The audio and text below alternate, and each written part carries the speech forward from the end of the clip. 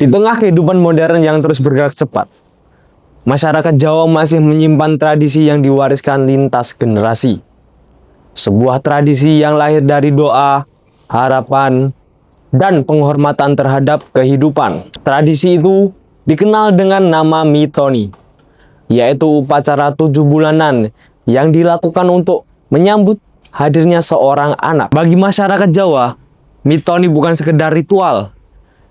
Di dalamnya terdapat simbol, nasihat, dan nilai kehidupan yang telah hidup sejak masa leluhur. Namun, zaman terus berubah. Modernisasi perlahan mengubah cara masyarakat memandang tradisi. Di era hari ini, apakah Mitoni masih memiliki makna yang sama? Atau apakah tradisi ini tetap dijaga? Atau hanya menjadi simbol budaya semata? Melalui film dokumenter ini, kita akan melihat bagaimana sejarah Mitoni tumbuh di tengah budaya Jawa. Dan bagaimana tradisi itu bertahan di kehidupan masyarakat masa kini.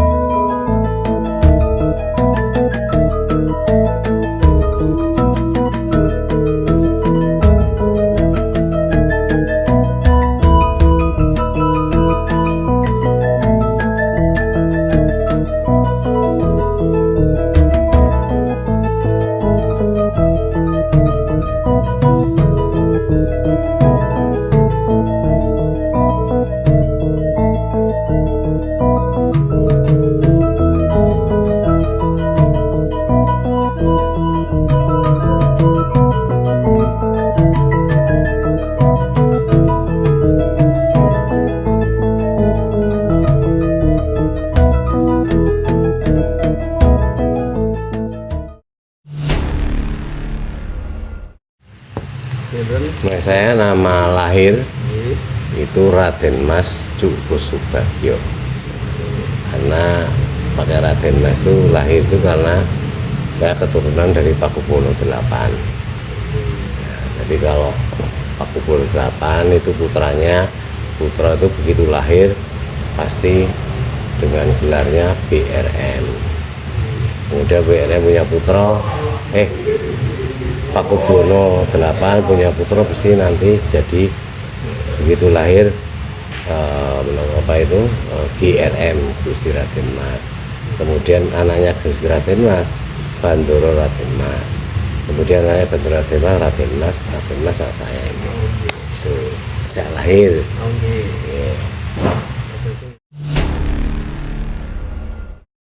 Penjenengan tanya mulai kapan, ya itu kita tidak tahu. Cuman yang saya tahu sejak zaman Pakubono 10 sudah ada. Nah, mestinya juga dari ke atas dari para leluhur kita yang sudah dari dulu, sehingga diteruskan sampai sekarang. Kalau pertanyaannya kapan mulai, saya tidak bisa menjawab karena tidak ada literasi tentang ini dimulainya kapan. Masyarakat melaksanakan tata cara. Kalau basa Jawa ini sebenarnya toto coro. Cuma orang itu dikira Toto Coro itu kurang halus, nganggo Toto Adicoro, ya salah. Sebenarnya tetap Toto Coro. Makanya kalau di bahasa Indonesia kan tata upacara itu dari Toto Coro. Tapi sekarang di luar rumangsane itu kurang sopan. Sebenarnya Toto Adicoro dan lain sebagainya. Nah, Toto Coro itu dilaksanakan ya karena masyarakat sudah atau ya masyarakat itu mulai menggali atau mulai melaksanakan tata cara Toto Coro budaya Jawa itu ya sejak mulai kira-kira awal 70-an lah, orang itu mulai, yang dulunya sudah sangat ditinggalkan.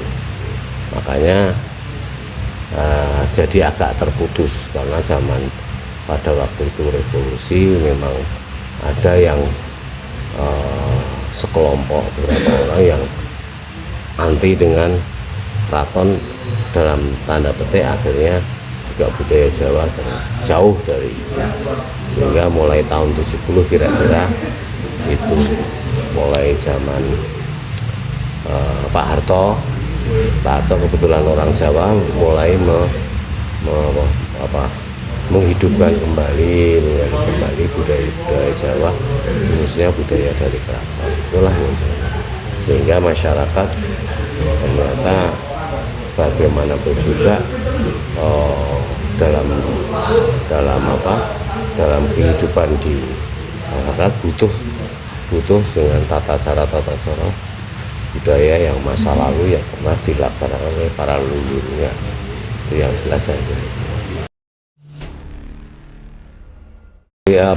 Usia 7 bulan itu kan sudah masa-masanya mendekati hari melahirkan. 7 bulan kalau itu sudah ada ruhnya, sudah ada pergerakan di dalam perut. Bahkan kalau sekarang sudah canggih dengan USG pun sekarang sudah lebih canggih, sudah kelihatan ada kehidupan di dalam rahim. Kalau dulu kan enggak, maka hitungannya 7 bulan karena perhitungannya kelahiran itu 9 bulan 9 hari. Bahkan ya memang ada ya semuanya kehendak Allah, kehendak Tuhan. Ada yang sebelum 9 bulan sudah lahir, bahkan ada yang prematur dan sebagainya. Ya karena perkembangan ilmu medis akhirnya yang prematur bisa tertangani. Kalau zaman dulu mungkin karena ilmu pengetahuan tentang kedokteran juga belum seperti itu, kadang-kadang terlambat sehingga bisa meninggal karena di dalam perut atau bisa melahir prematur, penanganannya kalau dia meninggal. Sekarang sudah canggih, sehingga masa-masa itu adalah masa yang harus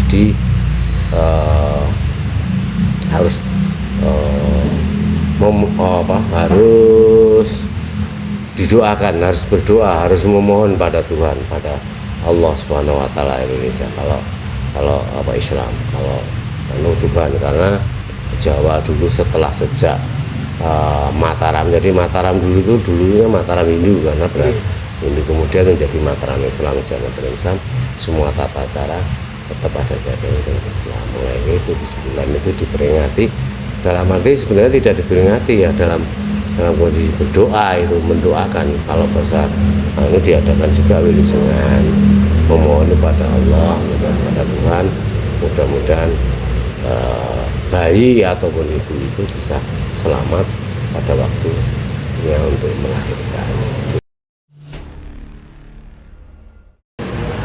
Jadi gini, kalau pengaruh ya memang sumber budaya Jawa itu sumbernya mesti dari keraton.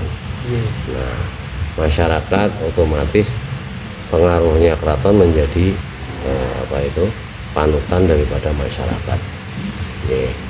Ya kalau tadi saya sampaikan bahwa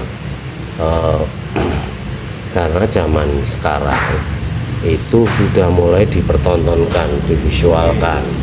Padahal kalau dulu itu adalah acara-acara keluarga, jadi terbatas hanya pada eyang-eyangnya, yang pernah budi-budinya. Kalau sekarang mengundang banyak orang, karena ya memang kalau mengundang banyak orang kan berdoa, mendoakan yang banyak. Tetapi kalau di luar keraton pun juga abdi dalam semua juga mendoakan, juga banyak juga gitu. Nah itu sehingga apa itu beberapa hal yang sebenarnya pakem banyak yang tidak diketahui di masyarakat, karena memang apa itu dulu tidak mudah untuk mengakses di dalam keraton. Di luar keraton itu tidak berani untuk masuk ke dalam keraton, sehingga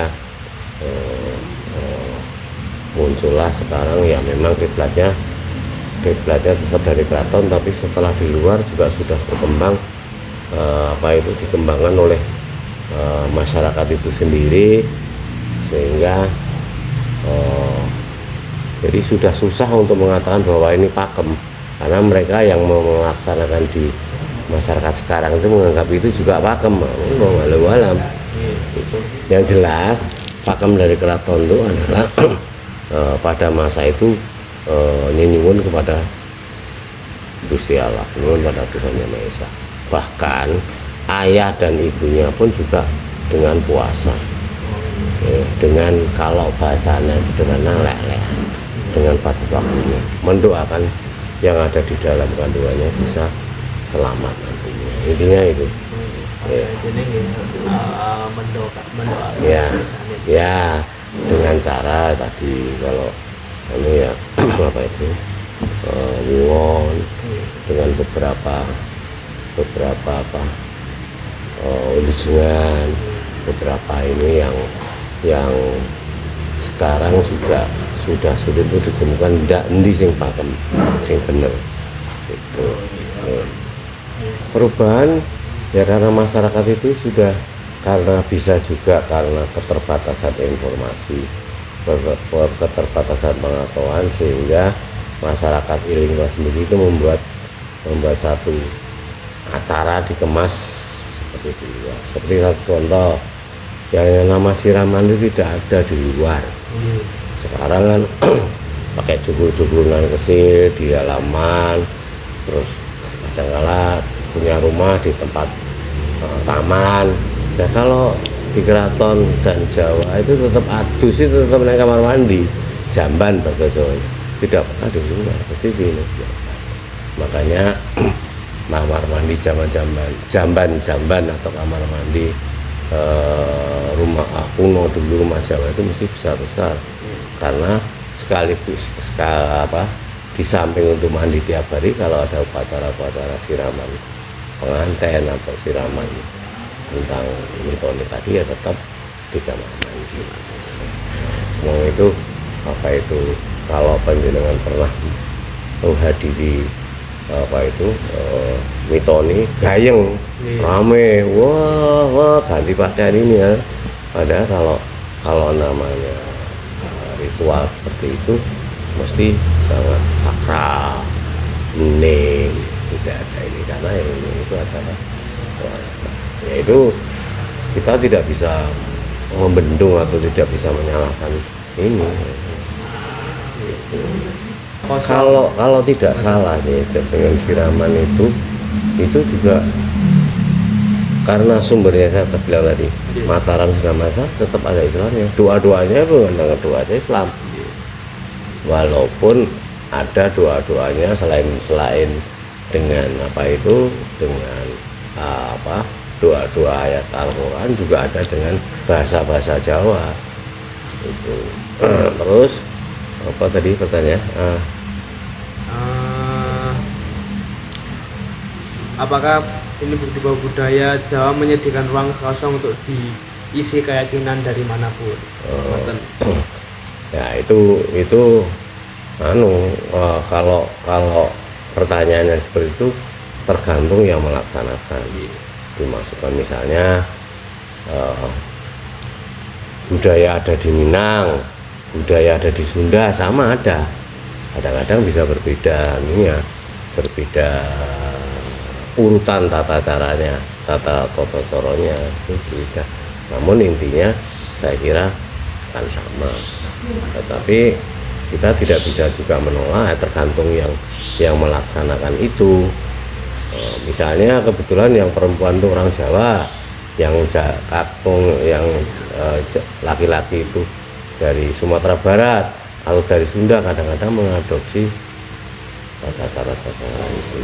Tapi yang kalau tidak saya keliru juga budaya Islam ada itu untuk apa itu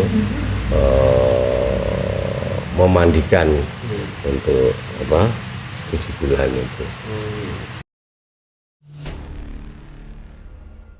Jadi begini ya, seperti saya bilang bahwa intinya siraman itu melaksanakan tata cara untuk mendoakan baik yang ada di kandungan maupun yang mengandung supaya selamat. Nah, sehingga apa itu saat sekarang pun juga orang yang non Islam, yang non itu pun juga pada hadir untuk menghadiri itu. Tidak ada apa ini khusus Islam, itu khusus ini, tidak ada. Walaupun tata caranya ada doa-doanya dengan Islam. Kalau sekarang malah pakai pengajian. Kalau dulu juga tidak, pasti ada abdi dalam ulomo yang mendoakan dengan doa-doa, ya tetap dengan ayat Al-Quran, dan juga ada yang dengan berbahasa Jawa. Ya, begitu. Tetap universal, semua bisa melaksanakan, semua bisa dari kalangan. Iya. Untuk pertanyaannya dari kami mungkin itu saja. Kurang lebihnya atas kesalahannya, atas kekurangannya, atau apabila kekurangan kata, mohon maaf. Saya juga minta maaf.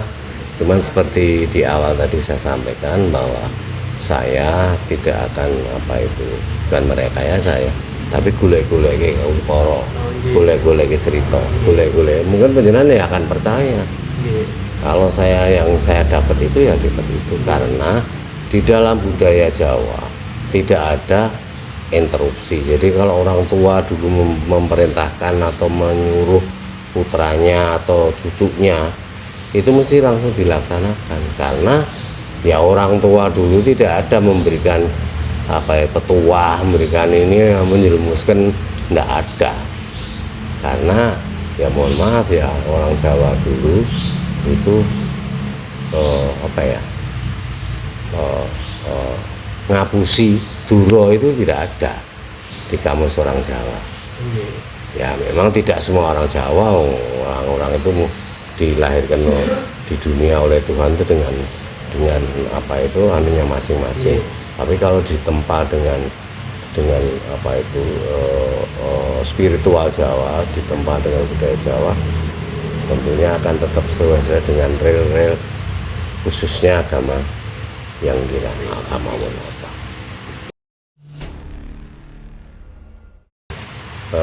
7 sumber. Kenapa 7 sumber? Karena bagi orang Jawa yang saya tahu itu mesti ganjil. Minimal 7, paling banyak 11. Jadi ambil 7 sumber bisa, 9 bisa, 11 bisa. Tapi bukan berarti pitu itu artinya pitulungan, ya tidak sebenarnya. Cuma orang udah ada pitulungan. Dan itu 7 sumber lah. Sumbernya dulu itu juga diambilkan air juga yang tuk dari bawah. Tuk itu apa ya, mata air, sumber mata air apa jenenge, misalnya pengging dan lain sebagainya kan banyak muncul apa jenenge, air yang dari tanah apa jenenge, umbul. Nah, kalau sekarang juga apa itu orang menggali sumur yang sumur-sumur apa itu kuno-kuno itu yang ambil dari situ. Karena juga orang, mohon maaf ya, orang kuno dulu untuk menentukan ambil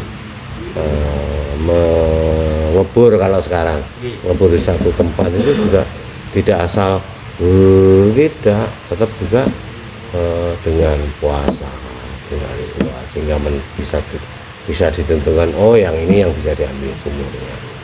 Bahkan muncul sumur-sumur yang bertuah itu ya karena itu. Jadi sekarang juga diambilkan biasanya dari sumur mata air yang dari di dalam keraton yang kuno-kuno, yang lama-lama itu baik untuk siraman mitoni maupun siraman pengantin. Makanya diambil dari 7 tok atau 7 sumber ya dari itu. Tapi bukan dari itu, bisa 7 bisa 9 pasti ganjil, tidak genap. Kang dawuh sinebat hanggar bini tansah paring pandonga muga ing mbok bilih sampun titiwanci tansah gangsar lancar tumapak kumerlaping alam donya kang sinebat alam ugi donya kang tansah sinanding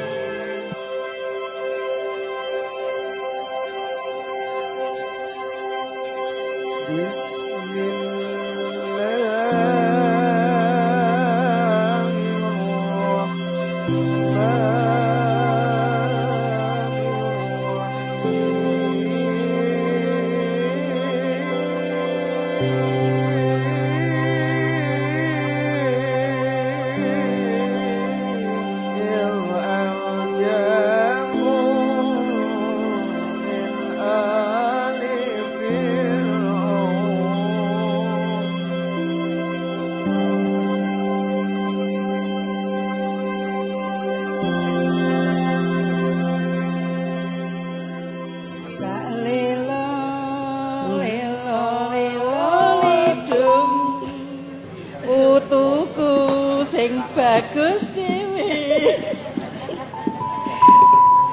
so yen gedhe reti marang wong tuwa berbakti rusak dan bangsa mugi jadi anak yang soleh solehah.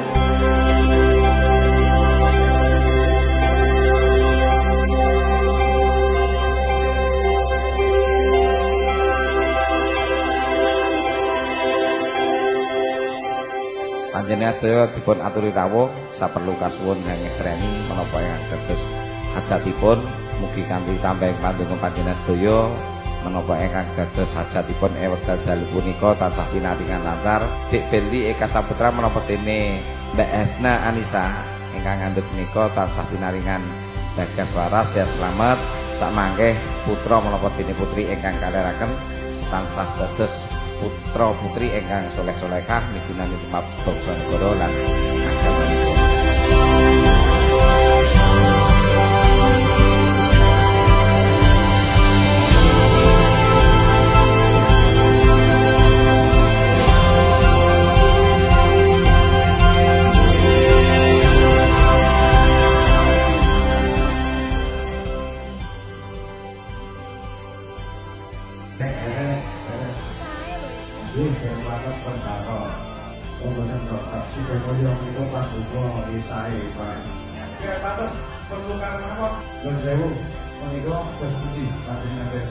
Kasih patas.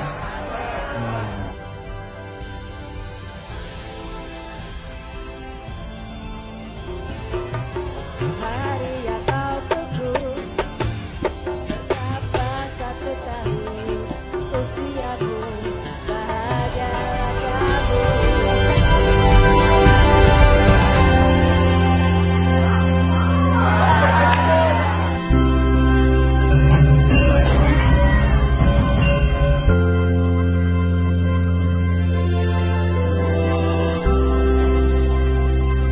Hari ini tanggal 29 November tahun 2024, hari 7 bulanan Dede.